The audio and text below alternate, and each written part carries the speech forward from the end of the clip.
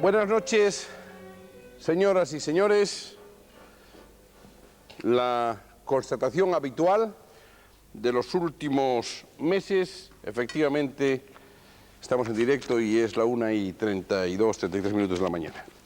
Hora que además no solo no conocemos nunca hasta poco tiempo antes, hasta la víspera, sino que encima se nos cambia a lo largo de la tarde varias veces. Pero ya les he dicho que parece que no va a haber problema a partir del próximo mes de abril y que la dirección de Antena 3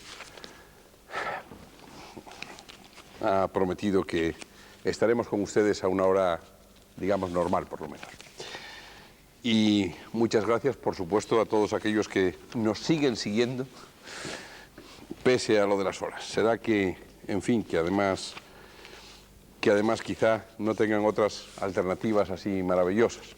Dicho sea de paso, por cierto, consiguen ustedes que, sin salirnos siquiera de sondeos que no son en absoluto nuestros, y mucho menos míos o de la clave, los de Ecotel, hoy tenemos un especialista aquí en estas cuestiones, los de Ecotel somos el programa de más audiencia en esta hora, o sea que en porcentajes de audiencia, gracias a ustedes, somos de los más altos y mucho más que algunos de los pretendidos populares, en porcentajes. En cifras absolutas, hasta ahora hay menos espectadores posibles, pero solo se podría saber si habría más, pues intercambiando las horas de unos con otros, de los supuestos populares que no ven ustedes y de los supuestos minoritarios como este que ven más. Dicho esto, vamos a abordar hoy una cuestión que yo sé, y todos los que hacemos la clave sabemos que es espinosa. Quienes están con nosotros seguro que también, y por supuesto si ustedes están ahí con nosotros, lo mismo. Porque se trata de los nacionalistas, no solo de los nacionalismos, sino de los nacionalistas. Y además con un añadido, con un paréntesis, en este caso ha sido 2 puntos e interrogaciones, progres o carcas. Y no es por casualidad por lo que nosotros hacemos esta provocación inicial, pero que esperamos que sirva para reflexiones, para un debate de reflexión. Sabido es que, en primer lugar, hay quien dice que no cabe el nacionalismo radical si no acaba en separatismo, porque cada vez se pedirán más cosas, si no los partidos nacionalistas llegaría un momento en que ya tendrían todo pedido y por lo tanto dejarían de tener su razón de ser, cosa que nadie cree en alguien que promueve un partido político. Después, que nacionalismos, por supuesto, no es que haya solo de todo cuño, sino que pueden ser más o menos radicales, desde, hoy nos hablarán de ello seguro, porque aquí hay de todo, pero desde aquellos muy moderados que piden un cierto estatuto diferente al resto en España de las autonomías, en otros países de los Lenda o demás, como en Alemania, etcétera, hasta los que van a la independencia absoluta, que ya digo que los que no son nacionalistas radicales dicen eso precisamente, que es donde acaban los nacionalismos, pero luego es que además los nacionalismos pueden ser de derechas, centro o izquierdas, y todo el abanico intermedio, puesto que hay de todo entre los partidos nacionalistas. Todos, algunos de ellos por lo menos se dicen nacionalistas, algunos de esos partidos, y sin embargo el espectro es variado. Y por último, hay quienes dicen que independientemente del color de esos partidos nacionalistas, ser nacionalista significa ser progresista, incluso radicalmente progresista, de izquierdas, etcétera, etcétera, y hay quien dice lo contrario, que ser nacionalista al final es ser la mejor manera de conservador, puesto que se vuelve al origen. Se vuelve al origen, por lo tanto, se vuelve naturalmente a reivindicar los viejos privilegios cada vez más cortos en el espacio y en la jerarquía. Y, dicho sea de paso, algunos incluso señalan aquello de que muchos partidos separatistas que reclaman una determinada independencia para un determinado territorio y un determinado pueblo, luego se niegan a que dentro de ese territorio otros pueblos también reclamen su respectiva independencia. De modo que de todo este tinglado, que yo sé que es complicado, y porque es precisamente, tenemos hoy aquí a nuestros invitados, en primer lugar, a Vicente González Elizondo, agente comercial colegiado y miembro de la Coordinadora de Entidades del Reino de Valencia. En 1982 fundó Unió Valenciana. Es presidente del Consejo Ejecutivo Nacional de Unión Valenciana, diputado en Cortes y hasta el día de hoy en el que ha presentado su dimisión ha sido primer teniente de alcalde del Ayuntamiento de Valencia. Hasta el día de hoy en que ha presentado su dimisión. ¿Por qué no nos lo explica? Porque yo no estaba preparado para esto cuando lo invitamos, señor Rizonda. Sí, efectivamente, hace aproximadamente 3 horas que presenté la dimisión en el Ayuntamiento de Valencia. Nosotros tuvimos una salida del partido de un miembro que precisamente conformaba la mayoría dentro del Ayuntamiento, y esta salida, propiciada por una serie de circunstancias que no tienen lógica, pero que sucedieron, llegó a una desestabilidad total en el Ayuntamiento de Valencia. Frente a aquello, y puesto que al parecer yo podía ser el responsable, reté públicamente a este joven para que dejara de desestabilizar el ayuntamiento, se fuera a su casa y que no se preocupara, que si el que estorbaba era yo, me iba también. Al mes dimitió y como yo aún estoy acostumbrado a cumplir la palabra, pues lógicamente presenté mi dimisión y también me he ido detrás de él, dejando un ayuntamiento de Valencia sano, estable y que pueda gobernar. Esta es sencillamente la historia, una historia muy normal, aunque parezca que en política el verbo dimitir es difícil de conjugar en primera persona. Eso quiere decir, por lo que, tal como usted lo está contando, quiere decir que usted, que eso no va a afectar a la actual coalición en Valencia. Absolutamente para nada. El equipo que se queda es un equipo solvente, serio, conformado, integrado los dos partidos dentro de lo que significa gobernar Valencia, teniendo en cuenta que somos dos partidos totalmente diferentes, pero que no tiene nada que ver en cuanto a gobernar Valencia se refiere. Una cosa es administrar una ciudad y otra cosa distinta es el programa político, la idea política, que jamás puede ser igual de un partido centralista frente a un partido nacionalista, que además en estos momentos se declara abiertamente por el federalismo. Bien, en cualquier caso hay que decir entonces que usted, sencillamente, si es como lo cuenta, es usted un personaje singular, efectivamente, en cuanto que singular es aquello que se produce pocas veces. No, yo creo que es normal,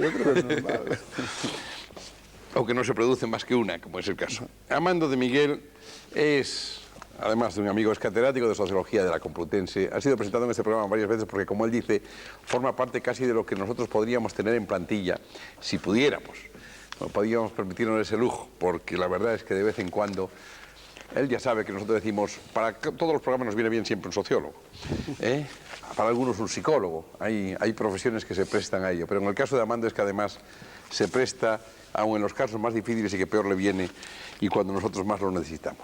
Amando de Miguel, como saben ustedes, colabora además en muchísimos medios de comunicación, aparte decía de ser catedrático, que lo he dicho ya, de la Complutense, lo ha sido antes de Sociología en las universidades de Valencia y de Barcelona, por lo tanto conoce muy bien las periferias y las autonomías, algunas autonomías. Colabora en numerosos medios de comunicación, como les decía, es autor de muchos libros, entre los que nosotros destacamos siempre La perversión del lenguaje y Los españoles, y sobre todo su obra, su códice, yo diría, su Sociedad Española 92-93, que ha sido publicado este año. Ha tenido el eco, por cierto, porque es un trabajo ingente. ¿Cuántas personas han trabajado en ese libro? Pues muchas personas, claro está. Que es una especie de radiografía de la España actual y que me estaba contando hace un momento precisamente que va a tener continuación el año próximo, ¿no? Eso es, estoy haciendo el volumen de este año porque cada año vamos a publicar una especie de eso, de radiografía o de informe o de película de la sociedad española y, en fin, en ello estoy trabajando. Muy bien, pues, ¿pero se vende además o no se vende? Sí, sí, la verdad es que se ha distribuido toda la edición y eso que es una edición cara. Porque vale... Por eso digo, porque es un libro caro, pero para especialistas es bueno. Sí, es un libro de consulta, es una especie de enciclopedia sobre la sociedad española y hay muchos datos. Y también nos ha dado ánimos porque dicen que en esos sondeos que ellos están haciendo sigue quedando bien el programa, todavía nos siguen viendo ustedes. Juan Trías Bejarano, doctorado en Ciencias Políticas con una tesis sobre federalismo y catalanismo, precisamente. Profesor de la Facultad de Ciencias Políticas y Sociología de la Universidad Complutense, en la que da clase de Historia de las Ideas Políticas. Director de la Fundación de Investigaciones Marxistas. Se ha especializado en temas de federalismo, catalanismo y nacionalismo. Y yo lo veo muy poco, pero es un antiguo compañero mío del Colegio Mayor. Eso es la verdad que nos hemos visto poquísimas veces. Trías, un catalán que reside en Madrid. Sí. ¿Y dónde se sitúa eso si hay que sintetizarlo de alguna manera? Lo digo porque conozco catalanes catalanistísimos, como alguno que tenemos hoy, que seguro que nos lo va a contar enseguida, y otros que, sin embargo, se sitúan muy bien, no solo se sitúan, se encuentran muy bien en Madrid, ¿no? Bueno, yo creo que es compatible. Yo en Madrid me encuentro bien, llevo muchos años, la mayor parte de mi vida he residido en Madrid, Claro. y me siento muy bien, pero al mismo tiempo pues también me siento catalán y conservo pues mi adscripción a Cataluña y mis raíces catalanas. En relación con la tesis aquella doctoral, ¿compartiría hoy días las mismas ideas de entonces, grosso modo? Sí, O bueno, la tesis... eran otros tiempos. No, pero la tesis era una tesis de carácter histórico que trataba de estudiar una de las corrientes que confluyen en el catalanismo, que es la corriente federal, que representa una de las fuentes y una de las vías, una de las variantes del catalanismo, y que le dan un perfil propio, es decir, que en eso quizás se diferencia de otros nacionalismos que tuvieron solo un origen. En Cataluña el nacionalismo se nutre de varias corrientes y hay una corriente de izquierdas, como la que representa el federalismo, que está presente y que creo que hoy, pues en fin, tenemos aquí a alguna persona que, bueno, Esquerra Republicana de Cataluña. Ya veremos si la persona es federalista, bastante, ya yo veremos. creo, Ya veremos. bueno, digo, con la tradición esta federal y republicana de Cataluña, ¿no? José Manuel Beiras Torrado, José Manuel. La X felizmente la tenemos en común los gallegos, los asturianos como yo, y los catalanes también. Los catalanes tenemos la misma X, la misma pronunciación de la X. Más bien, el sonido J no existe en ningún idioma románico más que en español, ¿no? Más que en español. Beiras es catedrático de Estructura Económica de la Universidad de Santiago, miembro fundador del Partido Socialista Galego en el 63, del que fue secretario general y del Sindicato Obreiro Galego. Participó en el proceso constituyente del Bloque Nacionalista Galego en 1982, del que es miembro del Consejo Nacional y de la Comisión Permanente y diputado en el Parlamento de Galicia desde el 85. Ha realizado numerosos estudios económicos de Galicia y es traductor al gallego de obras de Camille Anuil. Yo supongo que Beiras se acuerda de cuando nos tomaron el estudio en Santiago de Compostela, ¿verdad? El asalto al plató, sí. En Ostao, sí. Me acuerdo perfectamente, y tú te acuerdas. ¿Dónde está, hombre? Nos y acordamos nuestra todos. conversación después allí en los estudios de la televisión. En los estudios. Sí. Todo acabó relativamente bien, lo bien Sí. que podía acabar. Sí. Cada uno consiguió lo que quería. Yo creo que Beiras consiguió por lo menos Yo creo que en aquel momento la tuvimos- notoriedad del momento, ¿no? Sí, sí, mucho más impacto que si hubiésemos participado en el programa, evidentemente. Bueno, nosotros hicimos el programa como si no se nos hubiesen tomado el plato. Sí, sí, eso es cierto. Tenéis medios técnicos, ¿no? No, ahí tuvimos un poco de picardía, ¿no? Medios técnicos no. Medios técnicos tuvisteis vosotros, que fue una cosa tremenda aquello. Y además estaba Santiago tomado por la policía. Eso estaba Alfonso eso es verdad. Guerra. Eso sí, Y no es se verdad. enteraron. No a petición nuestra, como bien No, sabe por Beiras. supuesto, Sabe era por perfectamente. Alfonso Guerra. Todo lo contrario, nos molestó mucho aquello. Rafael Arias Salgado, diplomático de carrera, fue fundador y secretario general de UCD. Fue ministro adjunto al presidente, ministro de Presidencia y también de Administración Territorial, elegido diputado en 1989 por el CDS, partido que abandonó en 1992 después de muchas tensiones que ha habido en su partido, en su expartido, porque recientemente ha ingresado en el PP. Y Arias Salgado, además, que ha sido, yo creo que sí, Arias Salgado ha sido, yo no lo tengo aquí, me parece, o sí, sí, también la Administración Territorial, efectivamente.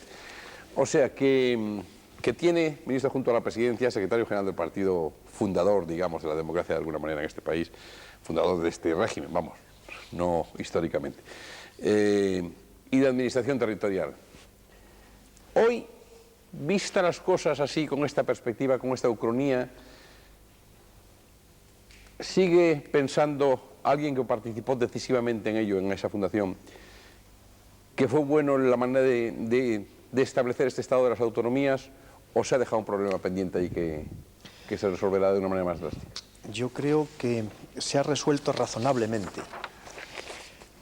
Por lo menos desde una perspectiva histórica, nunca se ha resuelto tan bien en la historia de España el problema de la integración de los diversos nacionalismos y regionalismos en una unidad política que se llama España. Y esa unidad política se organiza en forma de Estado de las Autonomías, que naturalmente tiene muchas deficiencias. Nunca se ha experimentado durante tan largo tiempo en la historia de España. Existió una pequeña experiencia durante la República y precisamente pues no salió todo lo bien que hubiera sido de desear, ¿verdad? Por consiguiente, yo me siento razonablemente satisfecho. Creo que el Estado de las Autonomías exige, como todo en la vida, o tiene posibilidades de perfeccionamiento.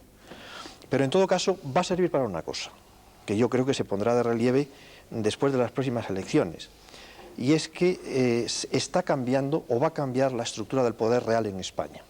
Y va a empezar a producirse un cierto grado de aproximación o de coincidencia entre el ejercicio del poder político y el poder económico tal y como está distribuido en España. Y en definitiva, ese es el resultado de un proceso histórico al que conduce la existencia de un régimen democrático y la existencia de un régimen de libertades. Lo que no tiene mucho sentido en la historia de España es que las regiones más desarrolladas y económicamente más poderosas no ejerzan poder político real en el conjunto de España. De alguna manera eso es un desequilibrio. Eso es un desequilibrio que está en proceso de rectificación y será siempre un proceso dinámico, no tendrá nunca una solución definitiva, habrá avances y habrá retrocesos, pero al final la libertad y la democracia producen la autentificación de lo que es la realidad de un país y emerge, por tanto, hacia unas instituciones que son las adecuadas para canalizar la realidad. Ángel Coulon y Coulon cursó estudios de magisterio y politología, fue iniciador y coordinador de la Marcha por la Libertad y de otras iniciativas populares antifranquistas. Fue fundador y portavoz de la Crida a la Solidaridad en defensa de la lengua, la cultura y la nación catalanas. Es diputado en el Parlamento catalán desde el 88 por Esquerra Republicana de Cataluña, partido del que es secretario general desde el 89 y que tras las últimas elecciones autonómicas se ha convertido en la tercera fuerza del Parlamento de Cataluña con 11 diputados. Coulon, que por cierto le comentaba yo hace un momento que ya leí que se había anunciado, a nosotros vino muy bien, por supuesto, en Avui, esta mañana, que iba a intervenir en la clave, supongo que será precisamente para que la mayor parte, la cantidad de catalanistas posibles puedan asistir a lo que él dice, calculo yo, ¿no? Y en principio lo que él dice es bastante radical. No. ¿No? No, Eso no es radical. ¿Se pide o no se pide, por ejemplo, la independencia de Cataluña? Sí, pero yo no creo que pedir... Eso no es radical. Yo no creo que pedir la independencia de Cataluña sea nada del otro mundo ni nada radical, sino más bien es lo normal, lo que de alguna manera corresponde a toda nación, a todo pueblo. Los catalanes no somos españoles, somos otra nación, y entonces, pues en este marco de reestructuración europea, precisamente con la idea de una federación de pueblos o de naciones, de estados, de hecho, finalmente europeos, Cataluña tiene que encontrar, igual que lo han encontrado otras naciones. Eslovaquia, pues al inicio de este año, estrenaba su estructura de Estado independiente sin ningún acto de violencia, sin ningún problema, sin traumas, democráticamente. Pero está un poquito más reciente, parece ser, ¿no? Es muy reciente. No ha habido especialmente nada, digamos, que pudiera perturbar la paz de la relación No con digo que Chequia, Estado, Checoslovaquia creo que estaba un poco más reciente. Sí, ya por eso lo digo. En todo caso, se ha formado de un Estado se han formado dos sin traumas. Ya ve que no ha sido nada radical. En todo caso, el planteamiento, pues, de Esquerra Republicana es el planteamiento de avanzar democráticamente y pacíficamente en el marco de una dialéctica en que los catalanes, al menos una parte de los catalanes, no queremos tener ningún tipo de protagonismo o poder en España. O sea, es que no nos interesa.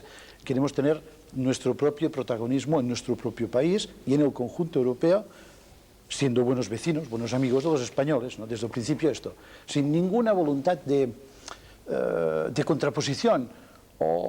Y por tanto, esto planteado de esta forma, yo creo que, como ve usted, no es un planteamiento radical. Es el planteamiento del nuevo federalismo europeo, donde Esquerra Republicana, que en los años 30 apostaba por un federalismo ibérico, hoy la situación es distinta, apuesta por un federalismo europeo, pero con la misma base, digamos, ¿no? Pero a partir de nuestra propia soberanía y con tranquilidad, sobre todo con tranquilidad. Por tanto, no, señor Balbín, no es radical esto.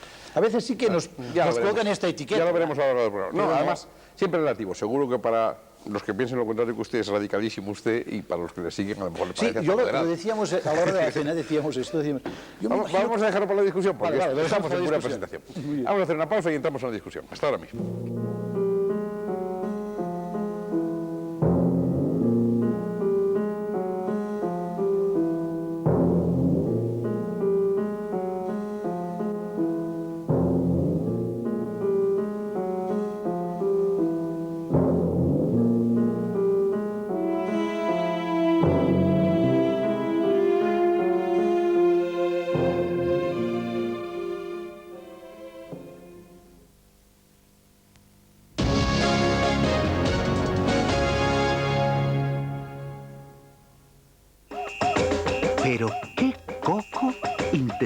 defendernos. Esto es Noche Noche. Prepárese para ver el mayor espectáculo del fin de semana. Un domingo de carnaval en Noche Noche con Emilio Aragón. Esto es Noche Noche. Las actuaciones musicales del rey de la rumba, Peret. No me pises que llevo chanclas. Boy George y, por supuesto, el folclore de María del Monte. Number one. La magia de Magic Andreu. Las manos de George Irwin. El hombre que levanta camionetas con el estómago. Esto es Noche Noche. La esquina del deporte con Fernando Romay. Vuelven con nosotros Ivonne Neivet y todo el humor que puedas imaginar. Esta semana con Sergio y Estíbali. Esto no es día a día, ¿eh? Esto es Noche Noche. Podrás ganar dinero jugando a las películas con Chencho Arias, Regina Dos Santos, Remedios Cervantes y Agustín Pantoja. Toda una fiesta de carnaval en Noche Noche, presentada por Emilio Aragón. Esto es Noche Noche el domingo a las 9 de la noche en Antena 3 Televisión. Gana en Noche Noche fabulosos viajes con Twix. Participa en el concurso Twix and Show. Envía tu envuelta.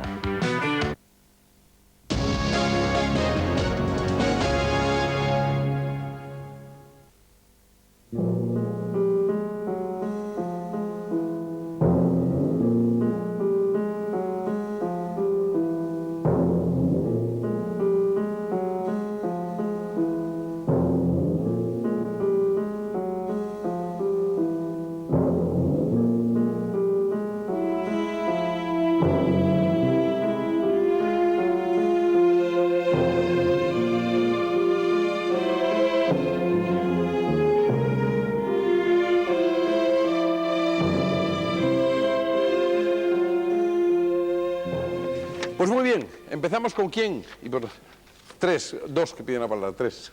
Pues Lizondo, Amando y Curón por orden y Beiras. Venga, pues todos. Bueno, todos yo... no. Por ese orden, a ver. Uno detrás de otro. En un principio yo quería, cuando nos has presentado, has hablado del nacionalismo de izquierdas, nacionalismo de derechas y al mismo tiempo nacionalismo cutre o nacionalismo progre. Yo es que, con todos mis respetos...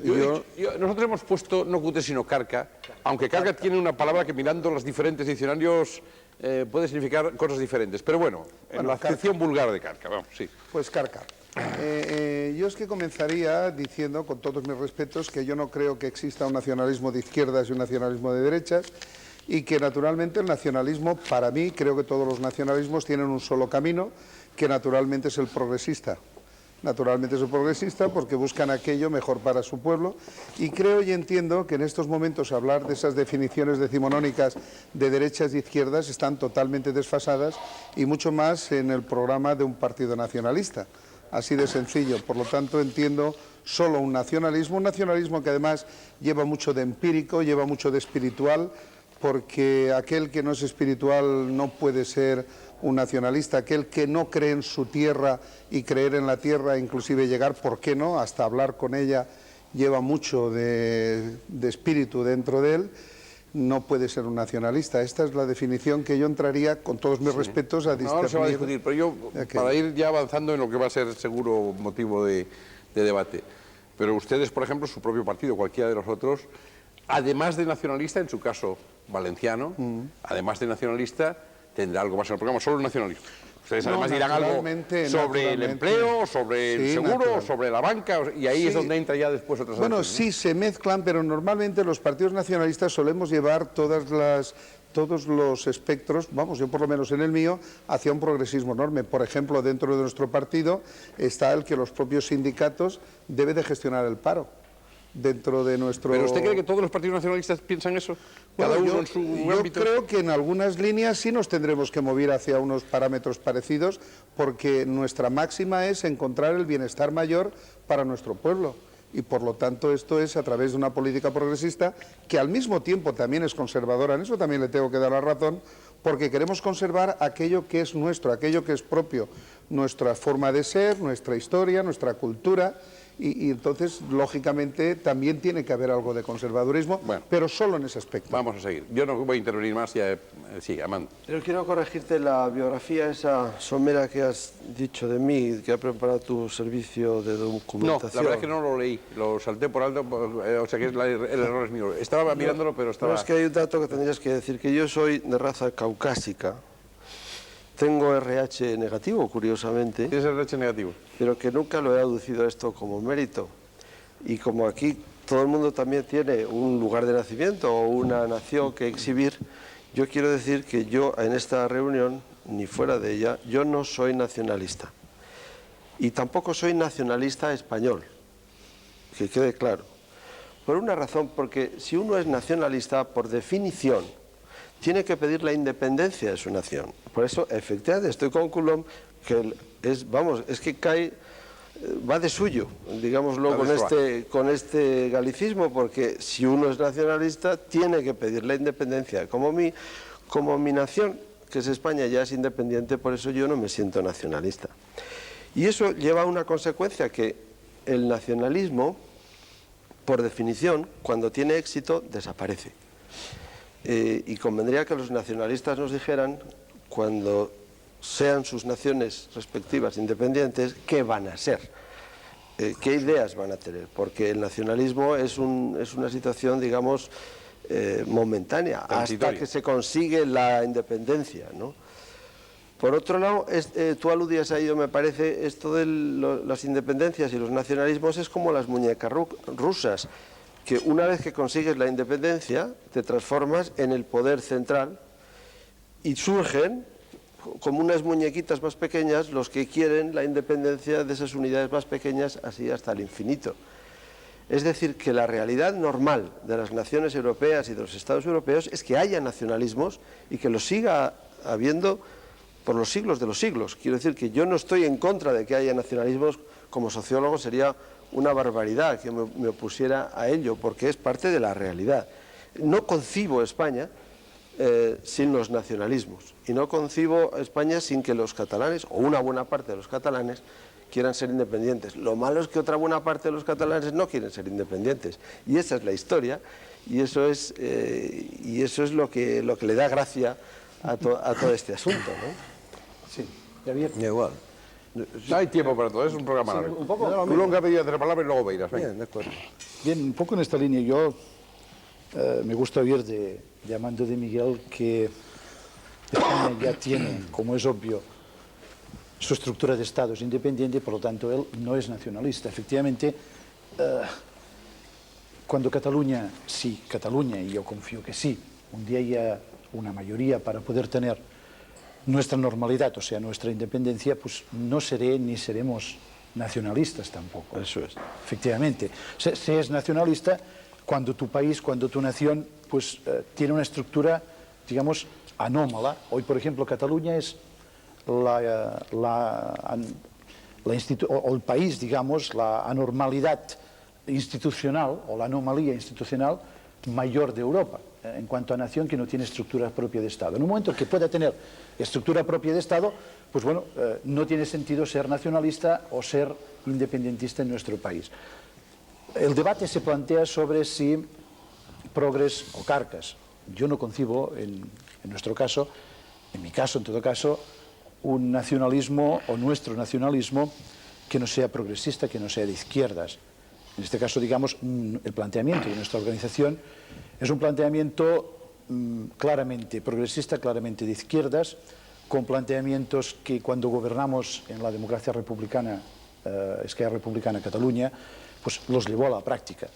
Convirtió Cataluña en uno de los países avanzados para su época. Pero antes de ese estadio Coulomb, usted, aunque no lo comparta, eso seguro, pero usted puede entender que alguien le diga que el mero hecho de ser nacionalista independentista es conservador o carga en el sentido de que va contra la historia, o sea que los pueblos tienden más bien yo a puedo unirse. entender que me lo digan a veces normalmente desde el desconocimiento. El nacionalismo es básicamente, y lo ha demostrado en la Europa actual, lo está demostrando, motor de la historia. Es un motor que a veces pues puede traer consecuencias no siempre positivas, también lo acepto, pero que es motor, es precisamente dinámica de la historia, por tanto es innovador. Por tanto, de entrada, pues ya tiene un toque claro progresista, de ir hacia adelante.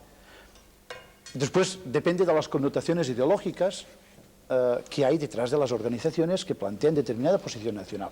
Detrás de Esquerra Republicana, o en el concepto de Esquerra Republicana, está una sociedad avanzada, pues que ¿con qué modelo se encontraría cómodo? Pues con una situación parecida a lo que podría ser en según qué momento los países nórdicos actuales, socialmente hablando, quiere decir, ¿no?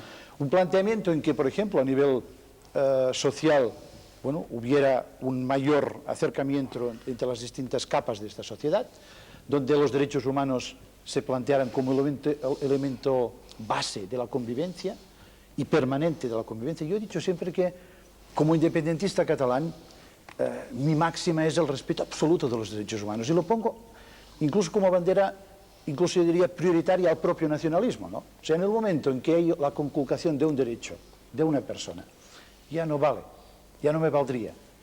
A partir de este planteamiento, yo concibo el derecho a la independencia de Cataluña como un derecho de afirmación de nuestro pueblo, de nuestro país, pero profundamente solidario. Este es el concepto de izquierdas, con los demás países, con los demás pueblos, de aquí o de muy lejos. De alguna manera, plantearía en este el sentido, nacionalismo usted, déjeme ir con el internacionalismo, con el universalismo. No, este sería el planteamiento. Claro. Pero yo voy a hacer una pregunta que yo sé que puede parecer provocación, y lo es en el buen sentido, o sea, para ir al meollo del debate, ¿no? Sí. Usted, por ejemplo, imagínese que usted mañana gobierna con un partido independentista que ha conseguido la independencia para Cataluña. Y usted muestra la misma solidaridad y el mismo talante posibilista sobre la independencia, por ejemplo, de los araneses, si se la pide mañana. Efectivamente, los araneses, que son una parte de la parte pequeña, son 6.000 habitantes, que ya tienen un grado importante de autogobierno en el actual marco autonómico catalán, ¿no? Han recuperado sus propias instituciones. De hecho, es la parte de la nación occitana que tiene reconocidas, la única parte que tiene reconocidas sus instituciones, su cultura, su lengua. Por lo tanto, con este símil que me pone usted, efectivamente, como presidente de la República de Cataluña, el papel de Aran, el que desean los ciudadanos de Aran, si quieren su independencia, su independencia. ¿Por qué? Porque son parte de otra nación, porque no forman parte de la nación catalana. Y a partir de aquí, digamos, el planteamiento, europeo actual. ¿Por qué hoy en día es posible avanzar sin traumas, o tiene que ser posible avanzar sin traumas hacia nuestra independencia? Porque estamos en una Europa que está trabajando justamente en un proceso de reestructuración. En este proceso de reestructuración se plantea un proyecto común para todos nosotros, ciudadanos de distintas naciones, pero donde no tiene que haber fronteras internas, donde vamos a la unificación monetaria y económica, donde vamos a conseguir una unidad incluso en la defensa o en la política exterior de la Comunidad Europea. De alguna manera, el planteamiento... Cambiamos un poco, lo digo para no hacerlo todo de una vez. Sí, si no, lo termino. Si hay mucho tiempo, es un planteamiento absolutamente abierto a esta situación de futuro que se da. Vale. Beiras había pedido la palabra, Alejandro también, y supongo para que hablen todos por lo menos. Vamos a ver, porque para empezar a mí me parece que está comenzando muy confuso todo esto, ¿no? Porque aquí se plantea nacionalismo y izquierdas, derechas, etc. Naturalmente que el nacionalismo tiene un contenido de clase. El nacionalismo tiene un contenido de clase porque el nacionalismo es una bandera y es un movimiento, y es una reivindicación, y es un proceso político que, según los casos históricos, es liderado por un grupo social o un conjunto de grupos sociales distintos. En el 19 los nacionalismos en Europa son liderados por la burguesía, pero los nacionalismos del tercer mundo, después de la Segunda Guerra Mundial, en el Magreb o en donde sea, o en Vietnam, bueno, pues son procesos de independización, no solo con un contenido de clase, que eran las clases populares o el proletariado en su caso, el campesinado, etc. Por lo tanto, en unos casos es la clase que está siendo ya dominante dentro de su sociedad la que, como su recinto no es un Estado, reclama el Estado, y dentro del contexto de lo que significó el Estado en la historia política de Europa en el 19, para empezar un mercado, lo mismo que la Comunidad Europea pretende ser ahora, y otro es el caso en que es una nación en donde la conquista del poder político propio y de la independencia o de la soberanía nacional es una cuestión clave para las clases populares o para las clases explotadas. Por lo tanto, el nacionalismo tiene un contenido de clase. Y además depende de la forma de dependencia de la nación. No es lo mismo la forma de dependencia que tiene hoy dentro del Estado español la nación catalana que la forma de dependencia que tiene la nación gallega. La prueba es, Cataluña siempre tuvo históricamente una burguesía que lideró un movimiento nacionalista desde la Lliga, Mientras que el inspirador ideológico de la Lliga, que era un gallego, que era Alfredo Brañas, en Galicia no dio lugar a la creación de una fuerza nacionalista burguesa o conservadora. Y el nacionalismo que existe en Galicia, fundamentalmente en el siglo XX, es un nacionalismo de izquierdas, más o menos de izquierda, en el caso del BNG, claramente de izquierdas. Y es un nacionalismo que defiende los intereses fundamentalmente de las llamadas clases populares, si queremos decir, proletariado, campesinado, pequeña burguesía comercial, etcétera, etcétera. ¿De acuerdo? Es entramado. Por lo tanto, hay un contenido de clase, es evidente. Y ese contenido de clase, además, da la respuesta a la pregunta que planteaba Amando de Miguel. Parece que es un enigma, no es ningún enigma. Y después que, naturalmente, que el nacionalismo no tiene sentido una vez que la nación conquistó la cuota de soberanía que se plantea. Porque en el momento en que ya tenga el Estado y siga a haber nacionalismo, eso no es nacionalismo, eso es chauvinismo. Un español que sea nacionalista no es nacionalista, es chauvinista. Y por lo tanto, comprendo que tú no lo seas porque no eres un chauvinista. Ahora, evidentemente, que después de qué? Pues después un nacionalismo como el de BNG es una fuerza política que una vez que Galicia es independiente o tiene el aparato de Estado que considera suficiente, una confederación europea, una confederación ibérica, lo que sea, a partir de ese momento el bloque nacionalista defiende dentro de ese marco de Estado la política de los intereses de las clases populares y no la política de los intereses de los grupos dominantes. Y esto es una cosa tan evidente que, bueno, no hay más que este librito, que es un clásico de Mas Pegó, de los marxistas y la cuestión nacional, muy mal traducido al español, por cierto, porque se liquidaron en su momento los trabajos de Georges Hobbes y Michel Lobby, que son fundamentales, lo pone absolutamente de manifiesto y está en la tradición del pensamiento de izquierda. Lo que pasa es que el pensamiento de izquierda en Europa, a partir del segundo tercio del siglo XX, abandonó por completo muchas de las cuestiones que eran claves en el pensamiento de izquierda de los clásicos de la izquierda, naturalmente de los clásicos del marxismo. Pero dejemos eso, y voy a acabar con otra cuestión.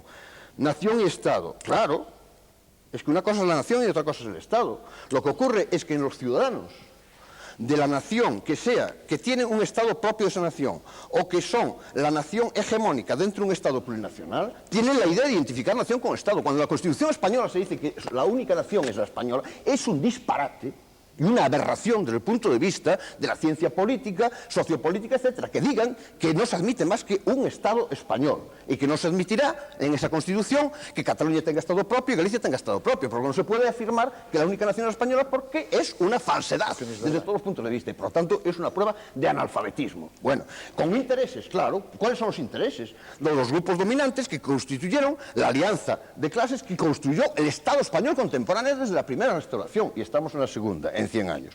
Por lo tanto, esas son diferenciaciones que son esenciales. Si no se entienden esas diferenciaciones, nunca se entenderá nada del nacionalismo y no se entenderá el proceso político del planeta del último medio siglo. Y esas son cosas elementales. Por eso, remato o acabo. Lo que pasa es que lo que no se puede es tildar de radical a ninguna fuerza nacionalista, sean cuales sean sus planteamientos, mientras ese nacionalismo es un nacionalismo defensivo. Galicia es una nación y es un pueblo que está siendo expoliado económicamente desde hace mucho tiempo y en la coyuntura actual absolutamente expoliado. Y está expoliado en aras de un interés común de razones de Estado de un Estado español. ¿De acuerdo? Muy bien. Y hasta se dice que nosotros tenemos que estar subvencionados porque somos muy pobres y si no existiese el Estado español, ¿qué iba a ser nosotros? Que corten las amarras y veríamos qué pasaba. Pero en cualquier caso, lo que no se puede es establecer una identificación entre nación y Estado que solo la establece aquel que piensa que su nación es el Estado y se acabó. Y eso es un disparate de todos los puntos de vista. No, yo creo que los que están hoy aquí reunidos, por lo menos, si no confunden nación y Estado. Seguro que no. Seguro que no. A ver, estas cuestiones porque si no ya hay una confusión. Va a haber mucho lugar a seguir confrontando ideas. Yo creo que el propio comienzo de la discusión pone de relieve dos cosas. Primero, que hay diversas concepciones del nacionalismo, en el plano teórico y en el plano doctrinal, y que, de otro lado, el análisis de la historia pone de relieve que existen diferentes nacionalismos. Unos se basan más en la lengua y en la cultura, otros se basan en el subdesarrollo económico o tienen su origen en el subdesarrollo económico y en la teoría de la explotación económica de los pueblos más débiles. Otros nacionalismos son movimientos de liberación, como ha ocurrido frente al colonialismo. Es decir, la historia refleja una pluralidad de movimientos nacionalistas de origen, de contenido, de trayectoria y de planteamiento político muy distinto. Y yo diría que en el caso español hay un fenómeno que a mí me parece que es singular. Yo creo que desde una perspectiva teórica es verdad que todo nacionalismo aspira a la independencia y a constituir su propio Estado. Sin embargo, en los momentos actuales, y como consecuencia del propio proceso histórico español, y de la conflictividad de nuestra propia historia, y de los dramas que ha creado los problemas nacionalistas, se han ido formando, y existen en la realidad española, unos nacionalismos culturales que están ahí, con gran capacidad de arrastre popular en sus áreas territoriales, y que mayoritariamente no aspiran a la independencia. Eso no se sabe. Claro. De momento no aspiran a la independencia, por lo menos en sus programas. Pero hay gente, hay sectores que no una ruptura democrática después del franquismo. No aspiran a la Cuando todas las independencia. fuerzas políticas del Estado, antifascistas, todas, españolas o no, suscribían aquello de autodeterminación y derechos políticos de Cataluña, Euskadi y Galicia. Déjenle